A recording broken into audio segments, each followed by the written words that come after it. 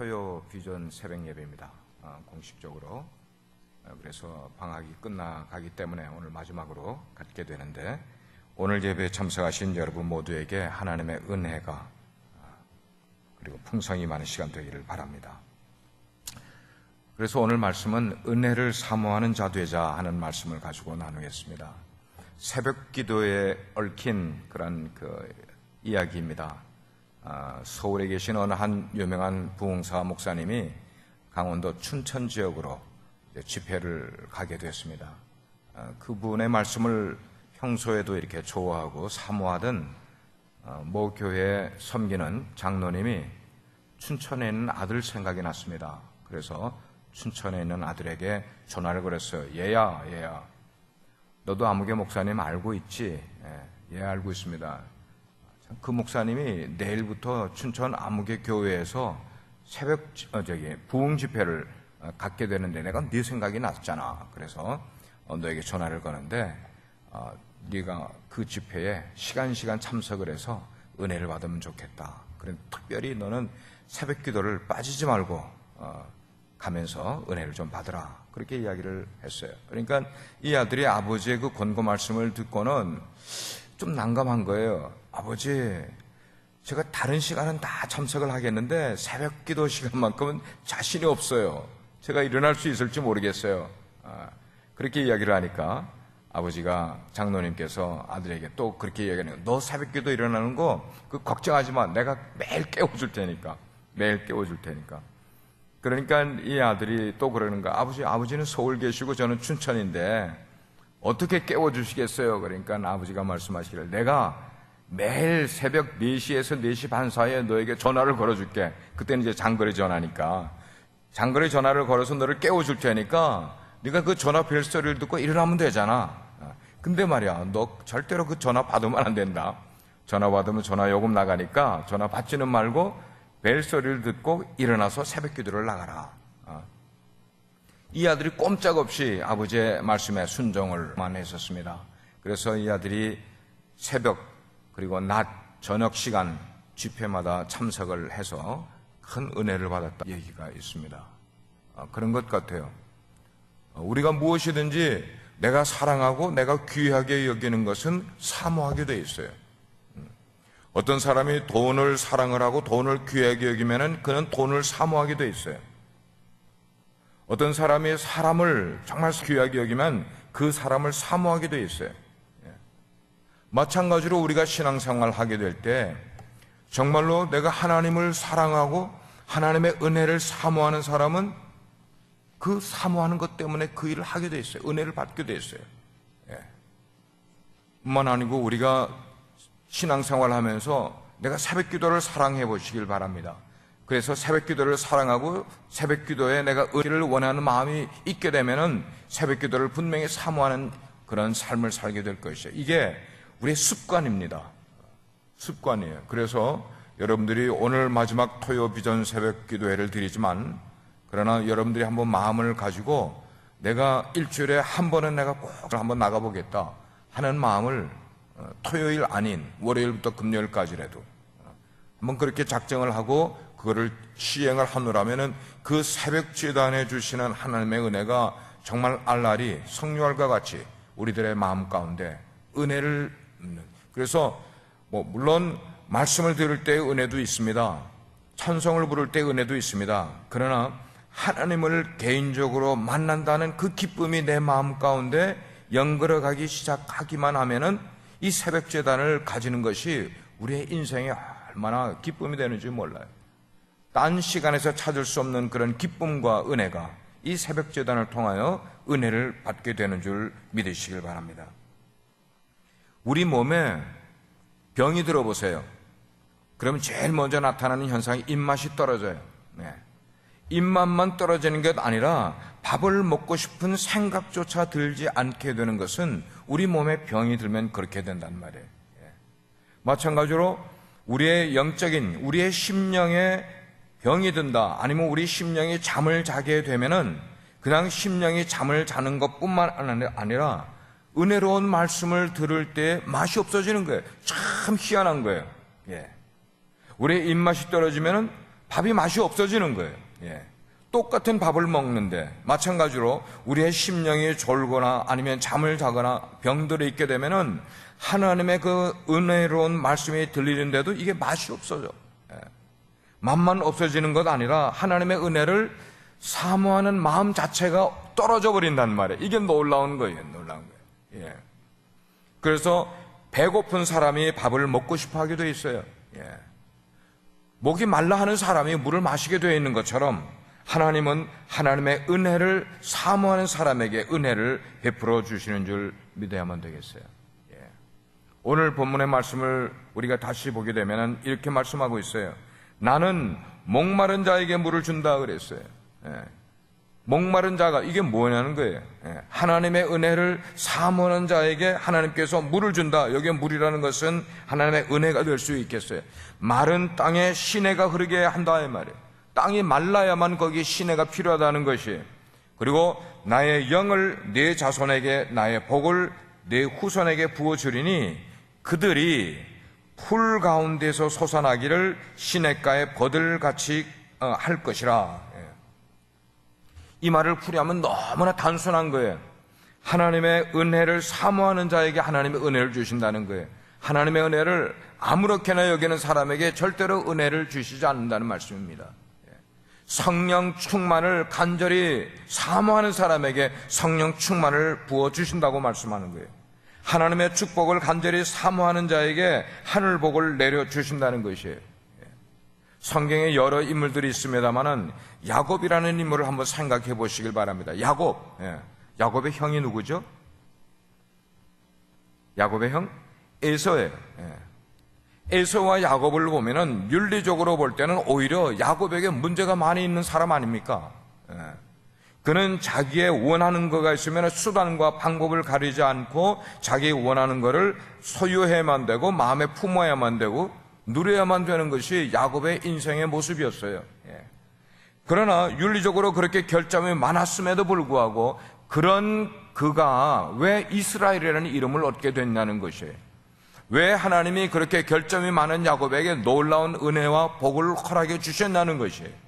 야곱이 에서와 다른 면이 뭐가 있었냐는 말이에요. 형 에서보다 몇 배나 더 커다란 축복을 그의 인생에서 누리게 된 그 이유가 뭐냐는 것이에요. 그의 마음 가운데는 하나님의 은혜를, 하나님의 축복을 내가 얻고자 하는 그런 사모하는 마음이 늘 야곱의 심령에 있었기 때문에 하나님은 그 마음을 보신 거예요. 사모하는 마음이 있었다는 것이에요. 우리가 신앙생활 하면서 그냥 똑같이 할 수가 있습니다. 내게 주어지는 여건과 상황 가운데서 신앙생활을 할 수도 있어요. 그러나 내 주어지는 여건을 넘어서서 내 상황을 극복하면서라도 나는 하나님께 더 가까이 하겠습니다. 하나님의 말씀을 더 사모하겠습니다. 하나님과 더 깊은 교제를 나누기를 원합니다. 라는 이러한 사모하는 마음이 그의 마음 가운데 있게 되면은 그 사모하는 마음 때문에 성경의 표현을 하면 그 사모하는 마음으로 인하여 하나님의 은혜가 우리들의 삶 가운데 풍성하게 임하게 되는 것 같아요. 근데 만약에 우리가 하늘 복을 사모하지 아니하고 내 인생은 그냥 내 힘으로 만들어 나가겠다.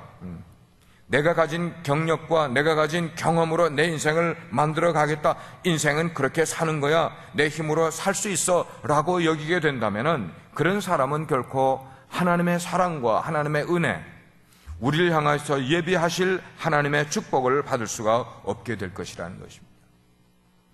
사도 바울을 보게 되면은 그의 육신의 연약함을 갖고 있다고 그랬어요. 육신의 가시를 갖고 있다고 그랬어요. 그러나 그 가시를 통하여서 그는 자기의 약함을 깨달았어요. 자기의 연약함을 깨달았어요. 부족함을 깨달았어요. 그 부족함을 깨달은 사도 바울이 하나님께 구한 것이 뭐겠어요? 하나님의 은혜가 필요합니다. 하나님, 저의 연약함을 인하여 하나님의 은혜, 하나님의 능력이 드러나기를 원합니다. 간절히 사모해서 그 육신의 가시를 갖고 인생을 살아갔지만 그는 가시와 상관없는 어마어마한 하나님의 일을 이루며 인생을 살게 되었다는 것이에요.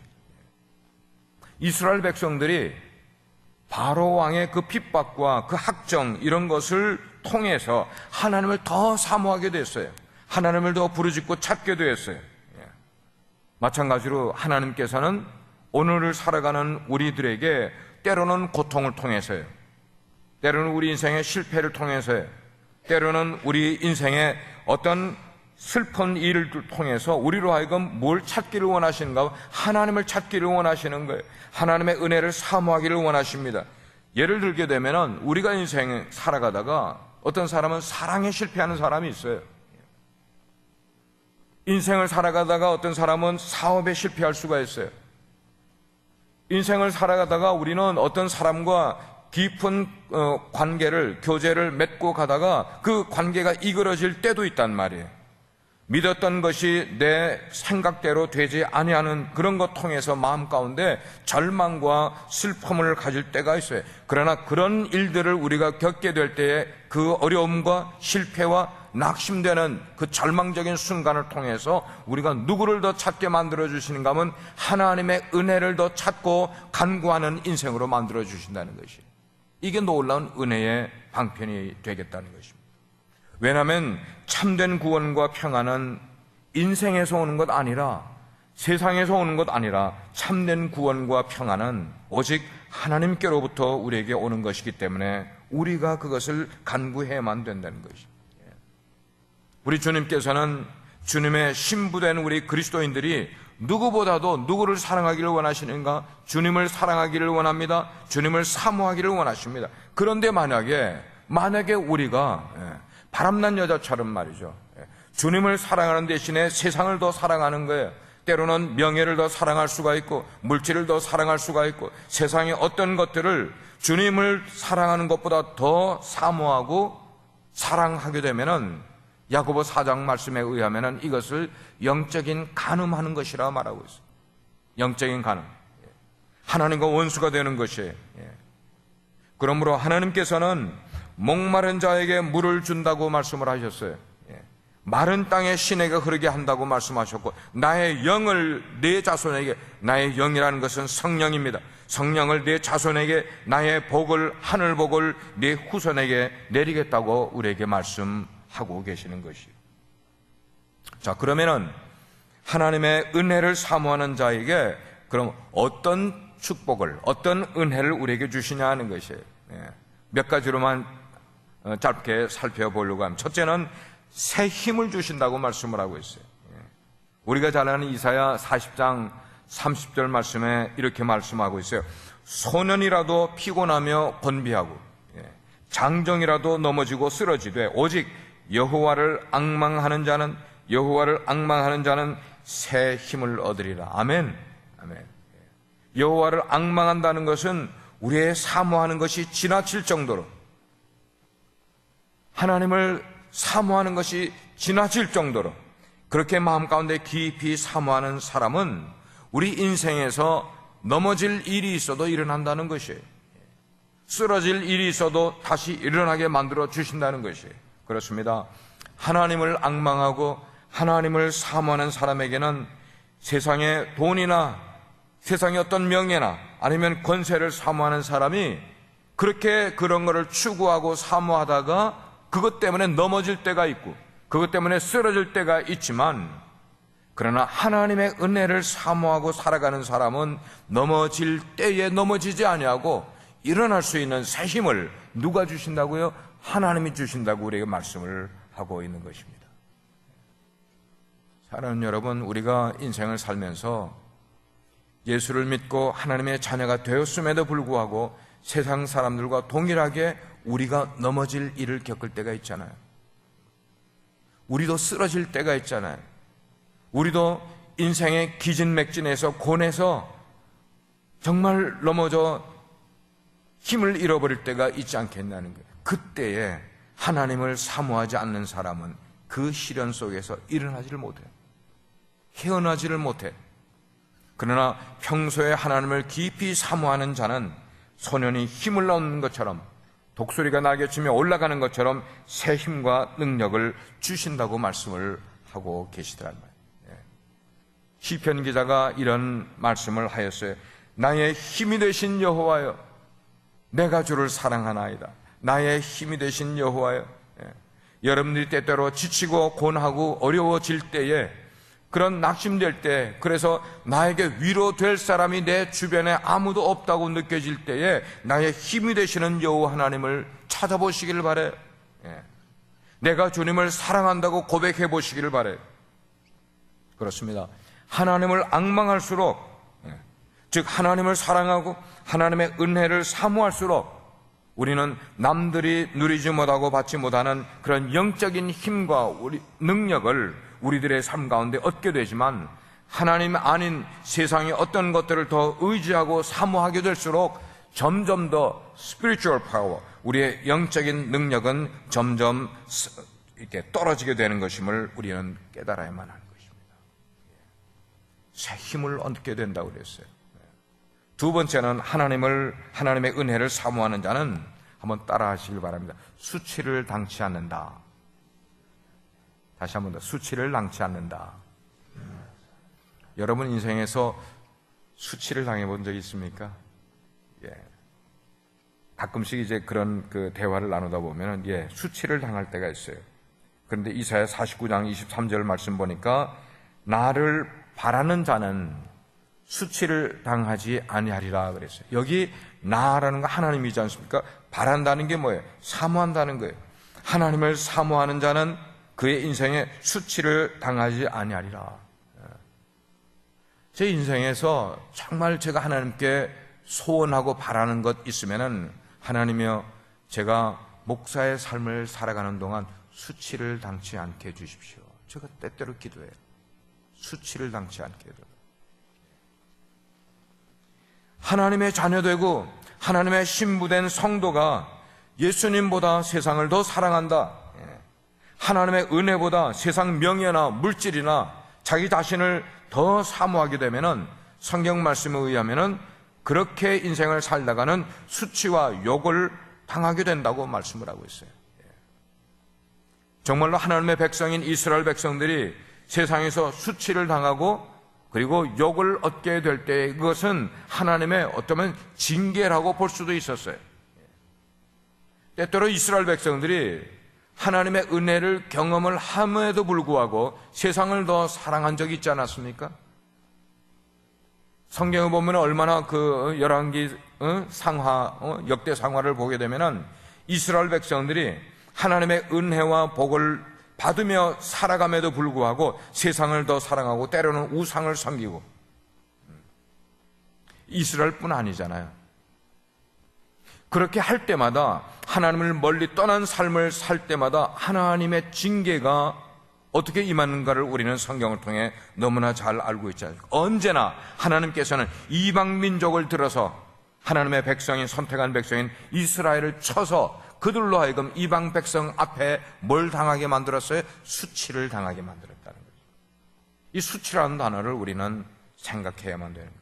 그래서 때로는 블레셋을 통해서요, 때로는 애굽을 통해서, 때로는 아수르를 통해서, 바벨론을 통해서, 여러 나라들을 통해서 하나님의 선택된 백성임에도 불구하고 하나님을 멀리 떠난 삶, 그게 곧 뭐예요? 하나님보다 세상을 더 짝하며 살아가는 삶을 살 때에 하나님께서 이방 민족을 들어 하나님의 백성들을 수치를 당하게 만드실 때가 얼마나 많이 기록되는지 몰라요. 그러나 그렇게 수치를 당하던 이스라엘 백성들이 하나님 앞에 나와 회개하고 돌아오게 될 때에는 또 하나님께서는 은혜와 자비를 베풀어 주셔서 그 수치와 욕을 벗겨져 버리시고 다시 떳떳하게 얼굴을 하나님 앞에 들고 살아갈 수 있게, 뿐만 아니고 원수의 목전에서 보란듯이 하나님의 백성에게 상을 베푸시는 모습을 우리는 보게 되는 거예요. 그래서 시편 23편에도 우리가 잘 아는 말씀처럼 주께서 내 원수의 목전에서 내게 상을 베푸시나이다. 얼마나 놀라운 일이냐고. 때로는 우리가 하나님보다 세상을 더 짝하여 엉망진창 그렇게 인생을 살 때에 때로는 우리 인생 가운데 수치를 당한 적도 있지만, 그러나 우리가 곧바로 회개하고 돌아와 하나님 앞에 서게 되면, 하나님의 얼굴을 찾게 되면, 하나님은 우리의 그 수치스러웠던 모습 속에서 우리를 다시 회복시켜 세상 사람들의 목전에서 우리에게 상을 베푸시는 모습을 우리가 경험하며 살아가야 되지 않겠냐는 것이에요. 마태복음 5장 3절에 보면은 소금이 만일 그 맛을 잃으면 무엇으로 짜게 하려? 그 다음에는 맛을 잃은 소금은 뭐라고 그랬어요? 밖에 버리워 사람들의 발에 밟히울 뿐이라, 그렇게 이야기를 해요. 여기 사람들의 발에 밟힌다, 밖에 버리운다, 이게 무슨 뜻입니까? 하나님의 백성인 우리라 할지라도 때로는 수치를 당케 내버려 두실 때가 있다는 것이에요. 엄청난 것 아니냐고요. 하나님을 믿는 백성들이 왜 세상 사람들에게 밟히고 조롱당하고 멸시당하고 손가락질, 수치를 받을 이유가 뭐가 있겠냐는 것이에요. 만약에 하나님을 믿는 내가, 하나님의 자녀인 내가, 아니면 우리 신앙 공동체가 믿음이 식어져서 교회의 맛을 잃어버리고 우리 개인의 신앙의 맛을 잃어버리게, 그게 주님을 떠나게 되면은 우리 역시 우리가 알지 못하는 어느 때에 사람들에게 밟히워서 수치와 욕을 당하는 삶이 우리라고 되지 않을 이유가 어디 있겠냐는 것이. 조심해야죠.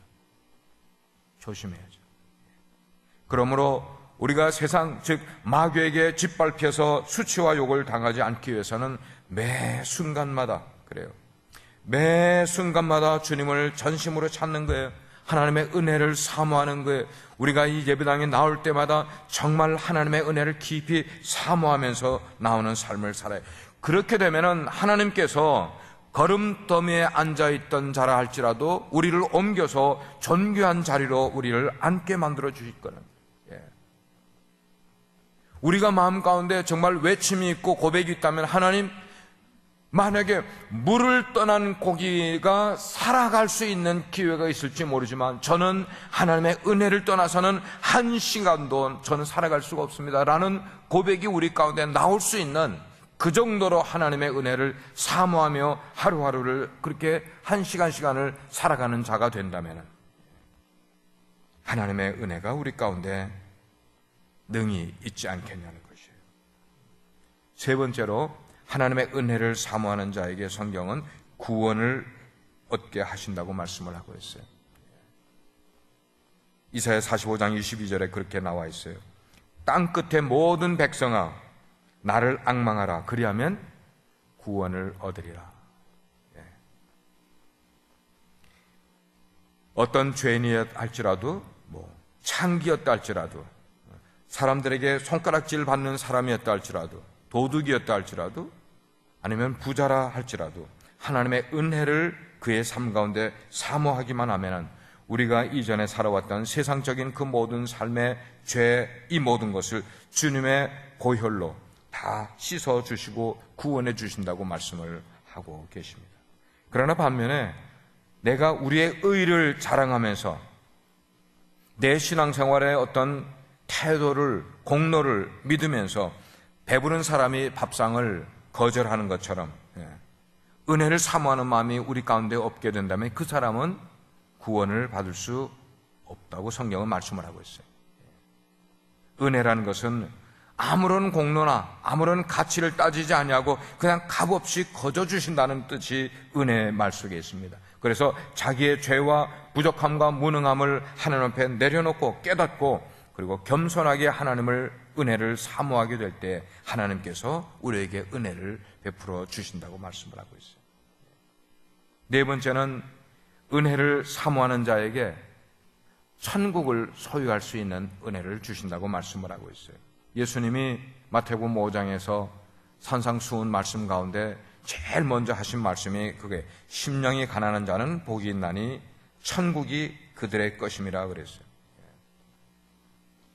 영적으로 갈급함을 느끼면서 하나님의 은혜를 정말 마음 가운데 깊이 사모하는 그런 사람이 은혜를 받고 뿐만 아니고 천국에도 들어가게 된다고 말씀을 하고 있어요. 그러므로 이 하나님의 복을 우리가 허락해 주셔서 때때로 우리의 몸이 건강하고, 하나님이 우리에게 은혜를 베풀어 주셔서 우리 하는 사업이 잘 되고, 하나님이 은혜를 평소에 베풀어 주셔서 우리들의 식구들의 삶이 평안하고 그리고 잘 살아간다 할지라도, 그러나 우리 마음 가운데 여전히 하나님의 은혜를 계속해서 사모하는 그런 마음, 은혜를 사모하는 마음을 우리가 잃지 않고 살아가야 될 것은 은혜를 사모하는 자에게 천국을 소유하게 해주신다고 말씀을 하고요.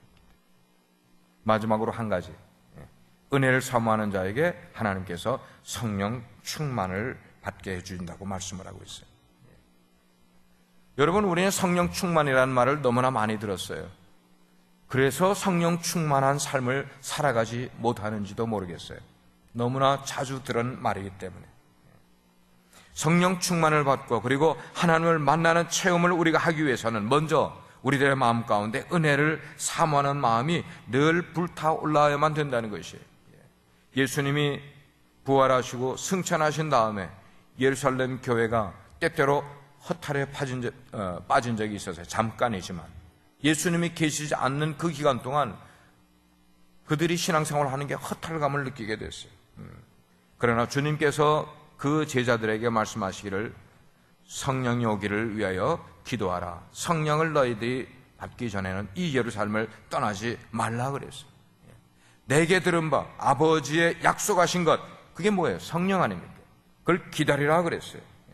그래서 그 성도들은 예수님이 떠난 이후에 그 성령님, 예수님이 약속하신 바로 그것을 얻기 위해서, 그것이 오시기 위해서 간절히 사모하고 기다리면서 다락방과 같은 곳에서 열심히 기도하게 될 때에 그들이 결국은 성령을 받게 됐단 말이에요. 제가 학생 시절에, 어린 시절에 신앙생활을 하게 될 때 때때로 친구들과 함께 우리 학생부 임원들이 토요일 날 철야 기도를 하곤 했었습니다. 때때로. 방학이 될 때는 일주일에 한 번씩은 그렇게 했고, 그렇지 않을 때는 한 달에 한 번 정도씩 우리 임원들이 그렇게 철야 기도를 한 적이 있어요. 그 철야 기도를 할 때 가장 많이 불렀던 찬송 가운데 하나가 그 찬송이었어요. 성령이여 강림하사 나를 감화하시고, 이 찬송을 얼마나 계속 불렀는지 몰라요. 요즘은 우리가 찬송을 부를 때에 두 번, 세 번만 불러도 아유, 왜 저걸 또 부르지?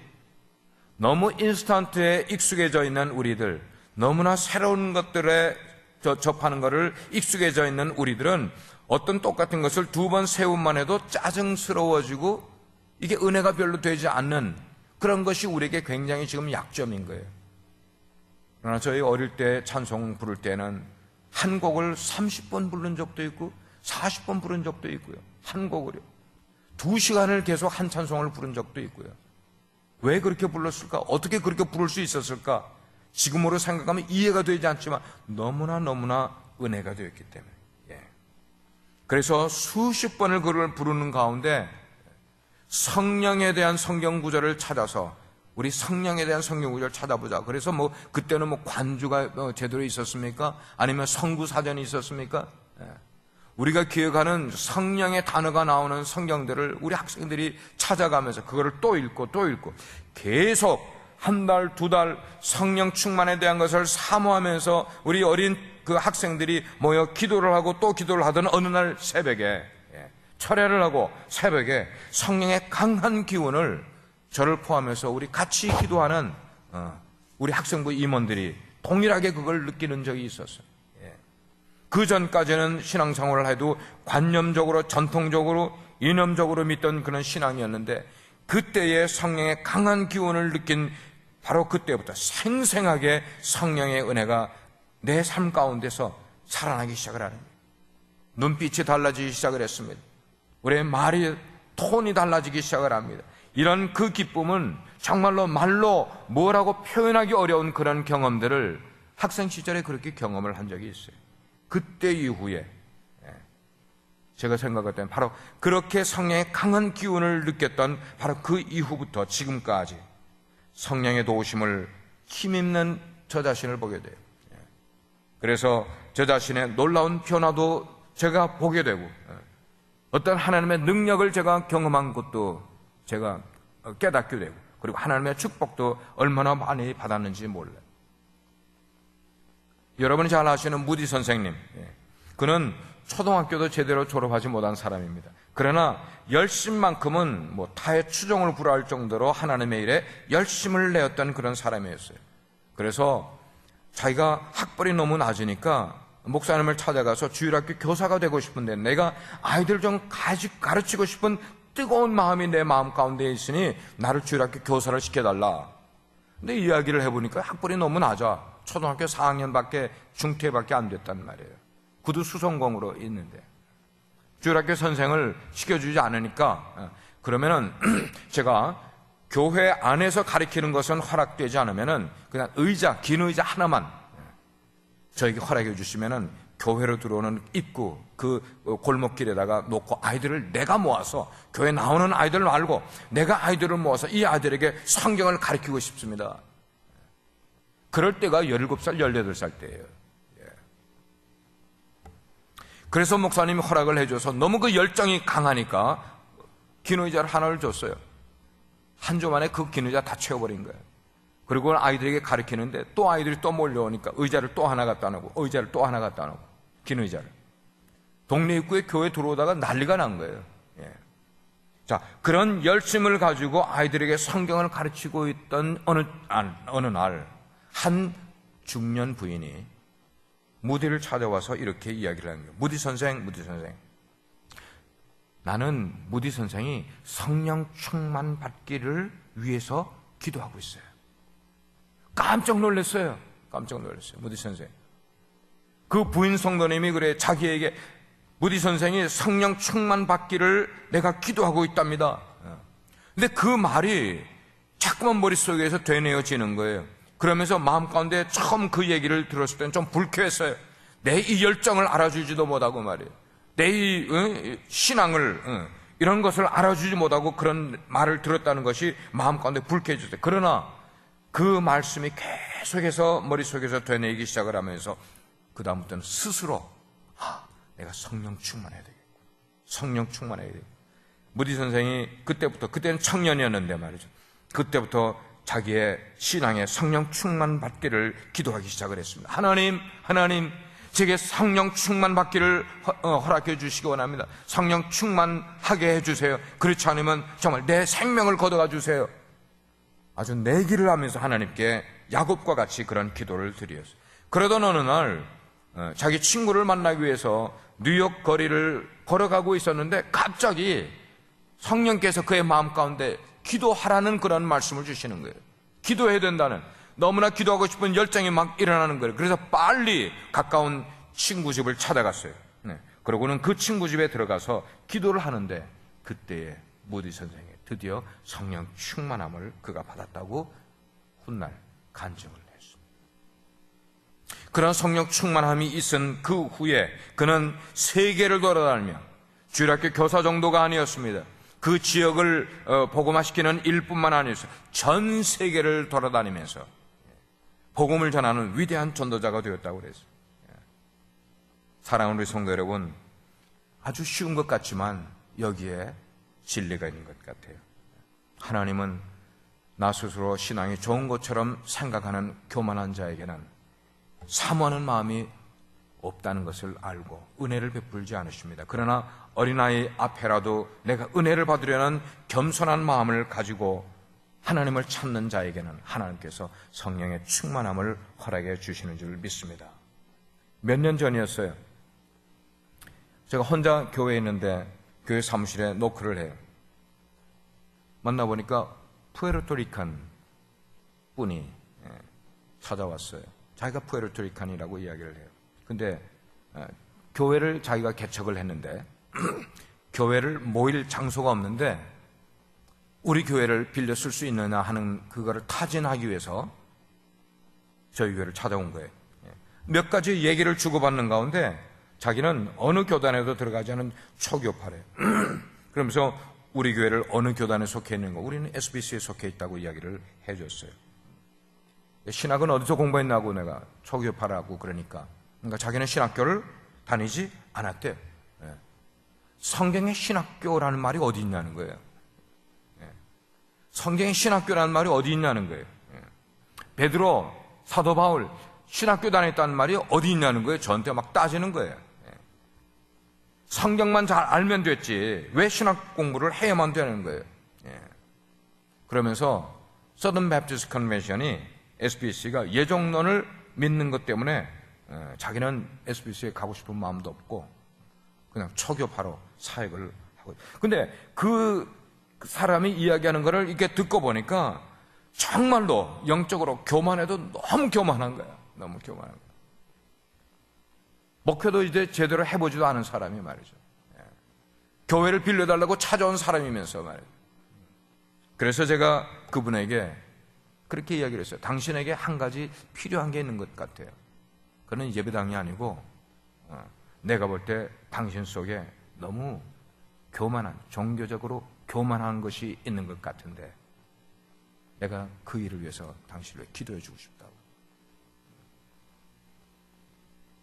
사람이 객관성과 주관성을 밸런스를 잘 맞추면서 어떤 일들을 결정을 해야 그것이 문제가 어려움이 없게 되는 거예요.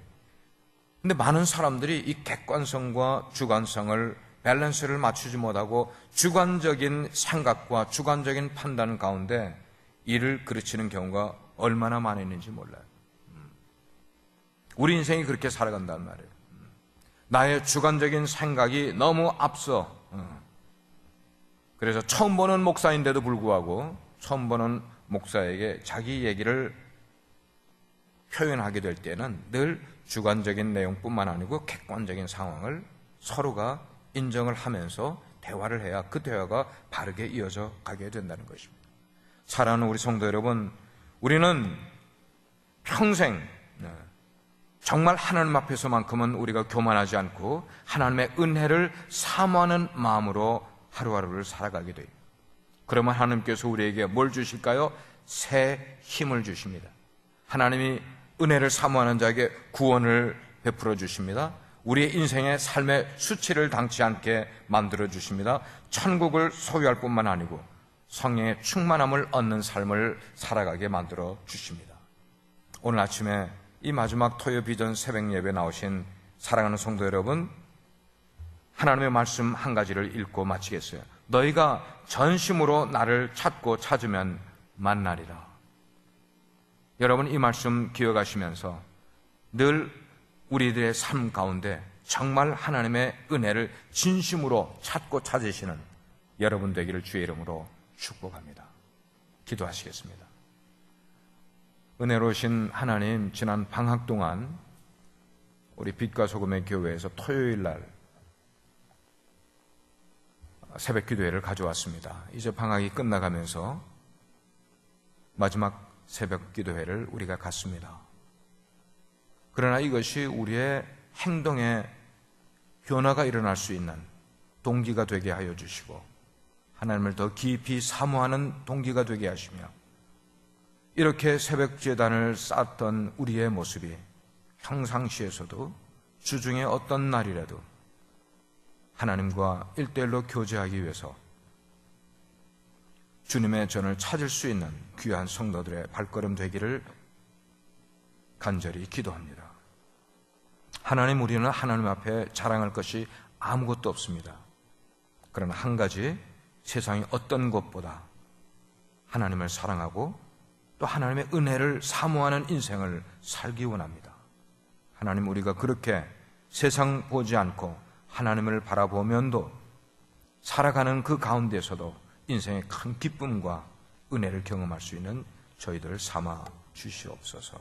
오늘도 기도할 때 하나님께서 우리의 기도의 입술을 열어주시고 하나님의 말씀하실 때에 영의 귀를 열어 들을 수 있는 은총을 더하여 주옵소서. 우리 주 예수 그리스도의 이름으로 간절히 기도드립니다.